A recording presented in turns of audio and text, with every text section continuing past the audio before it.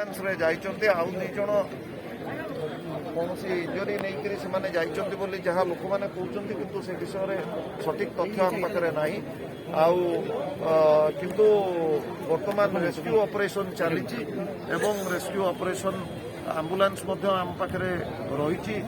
ଯଦି କିଛି ଲୋକ ସେଥିରେ ସେ ମାଟି ତଳେ ଥିବେ ତାହେଲେ ଆମେ ତାଙ୍କୁ ରେସ୍କ୍ୟୁ କରିକି ଆମ୍ବୁଲାନ୍ସରେ ପ୍ରାଥମିକ ଅନୁସନ୍ଧାନ ଜଣାପଡ଼ିଛି ଘଟଣାଟା କାହିଁ ଘଟିଲା ଅଘଟଣ ଏ ବିଷୟରେ ହଠାତ୍ କରି କହିହେବନି। ବର୍ତ୍ତମାନ ଆପଣ ଦେଖୁଛନ୍ତି ଅନ୍ଧାର ହେଇଛି ଏବଂ ତଦନ୍ତ କଲା ପରେ ଜଣାପଡ଼ିବ ଯେ କ'ଣ ପାଇଁ ଏଭଳି ଘଟଣା।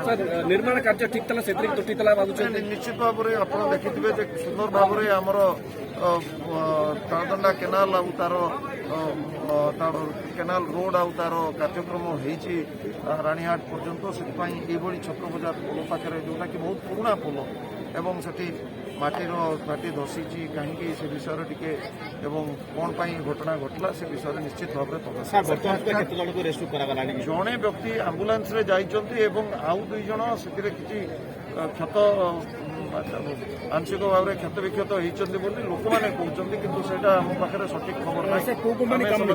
ଆଜ୍ଞା ସେ ବିଷୟରେ ମୋ ପାଖରେ ଇନଫର୍ମେସନ୍ ନାହିଁ। ତଦନ୍ତ କରାଯିବ ଯଦି ନିଶ୍ଚିତ। ସାର୍ ଆମେ ଦେଖୁଛୁ